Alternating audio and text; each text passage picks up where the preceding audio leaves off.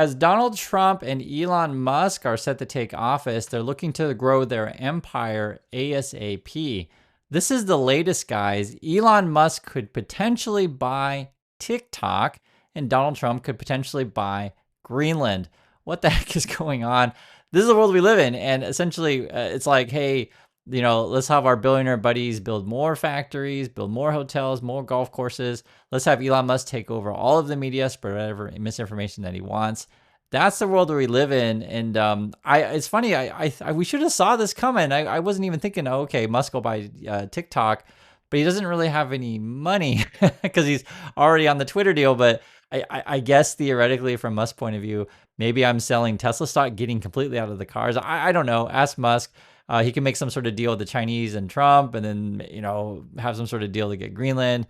This is what we're dealing with today. The latest initiative they're going for is Make Greenland Great Again. This is an actual bill that's being introduced by Republicans. It's the Make Greenland Great Again Act. If you look how they're promoting this thing on Fox News, they're using language that is basically relates to American history, calling this Mega Fest Destiny. Trump eyeing Greenland, Panama Canal, and Canada. If you guys understand American history, which I'm sure you do, you remember the phraseology manifest destiny. The basic idea is that the white man can manage the land better and will take it from the Native Americans. That's part of American history, for those of you guys who are familiar with it. And this sort of expansionist idea, colonialism, this sort of thing. That's the language that they're using over at Fox News.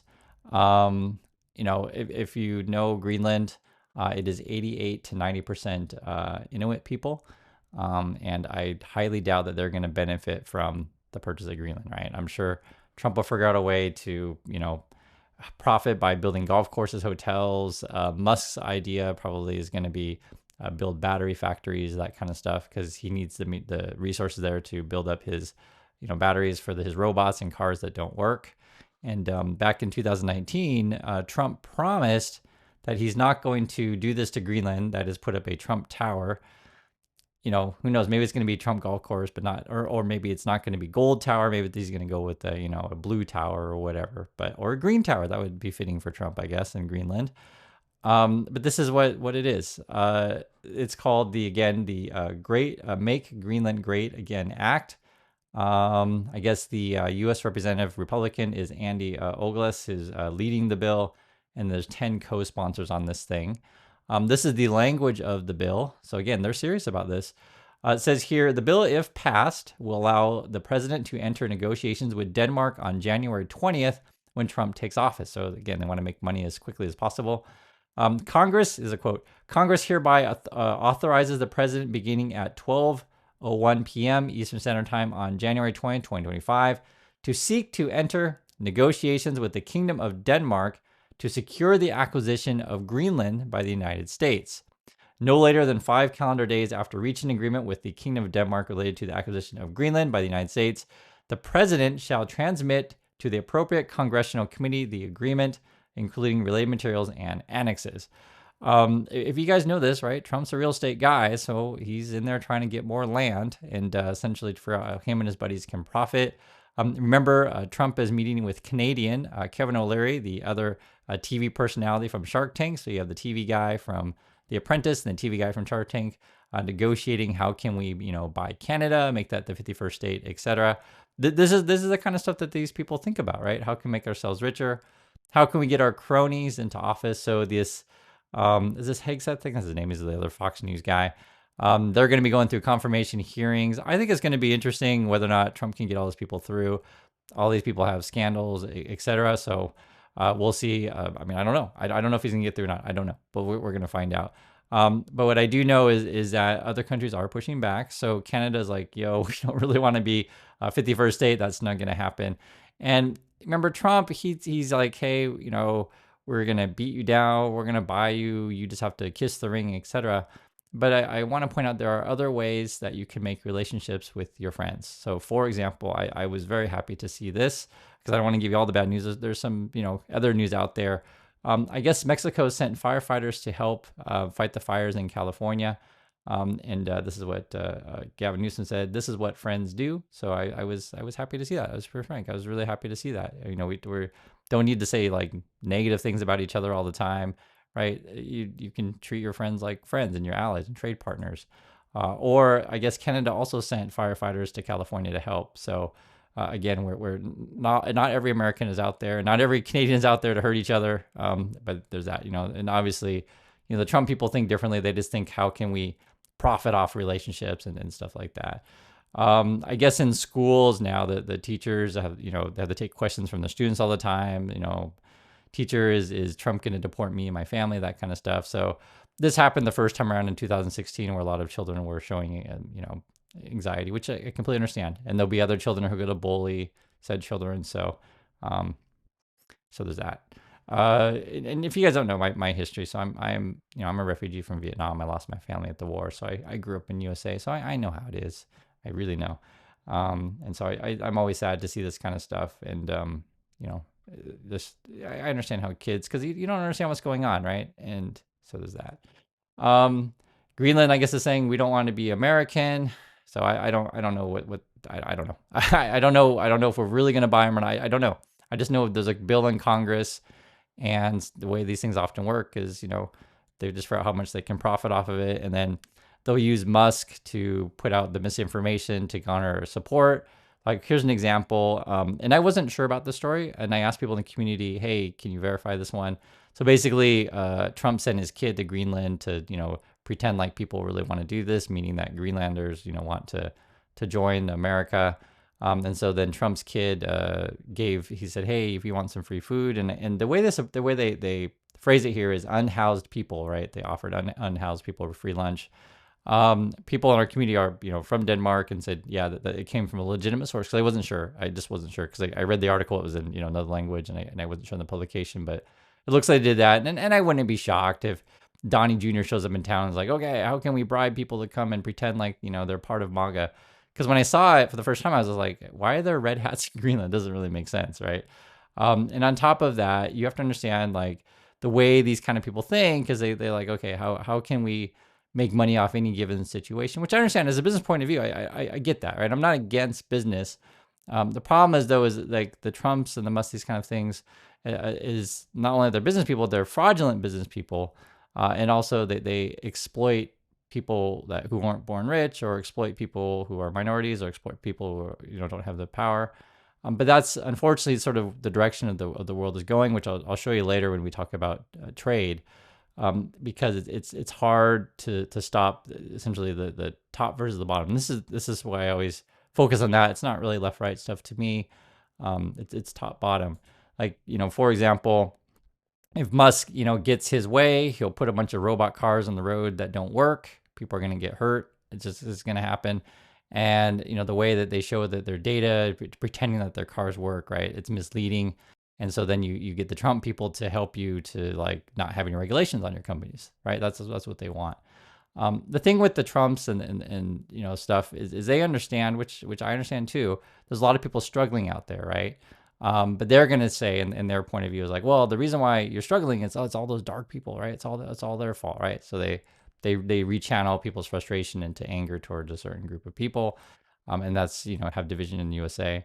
The issue is actually a really, really tough issue to solve, and that's why I want to go through what's really going on. So first, if you haven't seen this documentary American Factory, you should check it out. It's on Netflix, and it just shows the differences in age and location of factory workers in USA, and then compares it to in China. And I'm bringing up China because in this documentary, there's a Chinese company who buys the American factory, and then it just shows a real detailed look, which is really, really well done. I think they might have filmed it over 5 years or something like that, and you won't see that many documents made in this way, because frankly they're not profitable. You don't make money with these kind of stuff. Not many people see it. It's on Netflix, and there's no movie stars, right? But it shows real people's lives and has an honest look about it. And everyone wants to have a job and take care of their family, and I think it does a good job of that. Newt Gingrich, who I'm not a huge fan of, to be perfectly frank, did chime in on this stuff, and he has some interesting things to say. So if you don't know, he was key in the Republican Party for years, but he's speaking out about the deportation that Trump plans. It says here, Trump's sweeping deportation threat is unworkable and aimed at rabid Republicans, says Newt Gingrich. So I want to read the stuff that Newt has to say about this. I think it's interesting. So this is from Newt Gingrich. He says, I'd be very surprised if we see any significant effort to change the game for people who are here legally. I just think there's very small faction of the party that's rabid about this. He also warned that public support for mass deportations would collapse if stories began to come out about mothers or babies or children being deported. That's where it could get really, really ugly, because there's going to be a lot of families out there who, right, some of the kids are going to be born in the USA, so they're going to be citizens. The parents are not going to be. And Trump's been talking about building facilities. I showed you guys on Fox News. They were floating the idea that Greenland would be used as a penal colony to imprison all these people. Who knows what they're planning to do, right? I think they were talking building camps in I think it was Texas, I believe, or something like that. But it'll get really ugly if they try to deport everyone. We'll see, because again, you're breaking up families. Even Gingrich recognized that, which I think is interesting. Gingrich also says here, it's nonsense to say somebody who came here when they were 2, only speaks English, graduated as a high school valedictorian, and is currently a nurse or a doctor should be deported. We're going to deport them, and they don't speak the language or whatever country their parents came from, and they've earned the right to be Americans. So anyway, you guys know my history. I'm from Vietnam, so I completely understand the stuff. So even if I don't like Newt Gingrich, he at least gets this part right. And I'm trying to point this stuff out to you guys, because like it's a very, very complicated issue. And no politician, be it Democrat or Republican, will tell you the truth about what's going on in the world. I'm just being honest with you, because they remember their job is to get elected and tell you a bunch of fairy tales and stuff.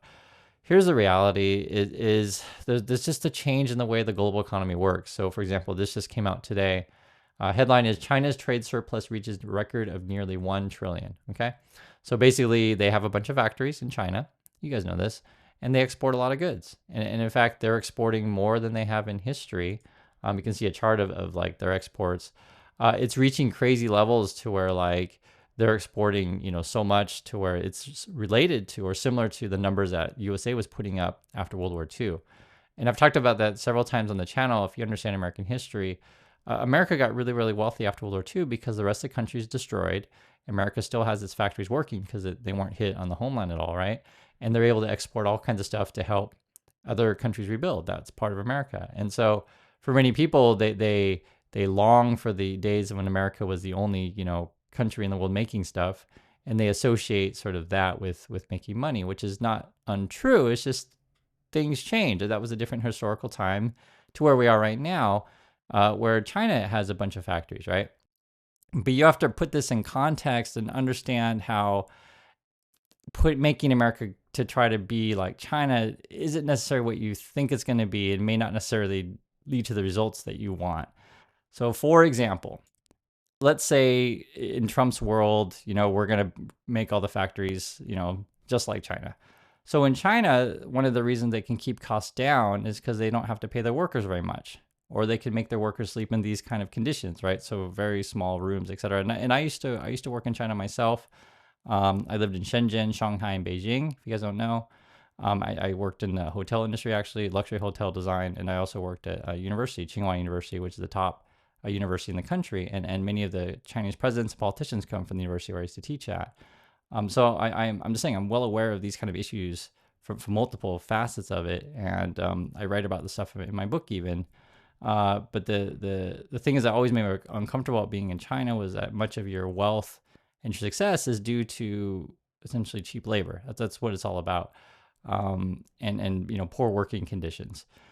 And so the problem that we have in USA is if you want your cheap goods, wherever that's going to come from, right? So, it could be from China, it could be Vietnam, whatever, and they're going to make, clothes or solar panels or vehicles. If they can come at lesser costs, then many American companies will buy from there, which I completely get. That's just sort of how the economy goes.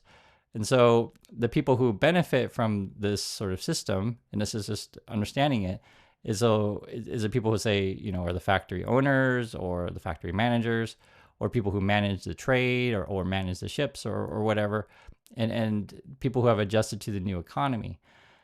And so what the Trump's trying to sell you is like we're going to go back to an old economy, say right after World War II, and rebuild all our factories.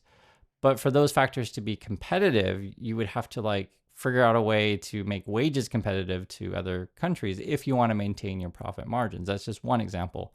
The other issue as well is automation. So we don't need workers in the same way that we used to. And so for the workers in USA who haven't upgraded their skills and still want to be factory workers, it's very difficult because of these situations. Or for example, say the workers from Mexico or Venezuela or wherever from south of the border, and they come and they work in agriculture or the meat industry or in construction, right? They'll work for lesser wages, right? And there's people who profit off of that.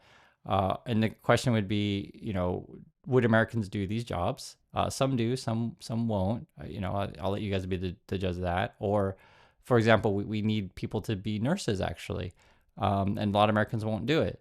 So, and actually, those are actually pretty good jobs. And a lot of these jobs are actually aren't bad jobs. So it depends what we're talking about, right? So the trades craftsmen can pay pretty well. Nurse jobs can pay pretty well. Sometimes Americans just don't want to do this stuff for whatever reason, right? So like when I was in LA, a lot of the nurses are from the Philippines, and it's just how the system works.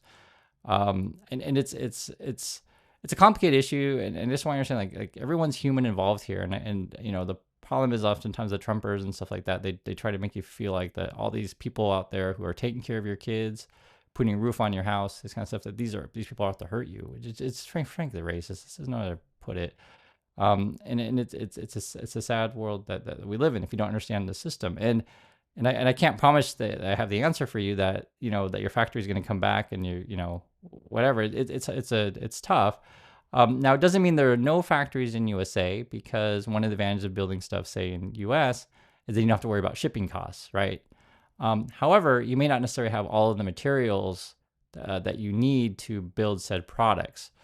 So theoretically, I'm just being honest with you guys. So theoretically, if Musk gets his way and they build their battery factories in Greenland or whatever, and then theoretically, then you could build the factories in USA. But I don't think the average American worker is really going to benefit. I think the wage are going to maintain low wages because that's what they want. That's what Trump and Musk want, and they sort of want to, sort of to say it, they want to, they so when Trump looks at like other countries like China, or when Musk looks at a country like China, like, oh, we really want that, because Musk always talks about it and says how awesome it is that Chinese workers work 6 days a week or whatever, right?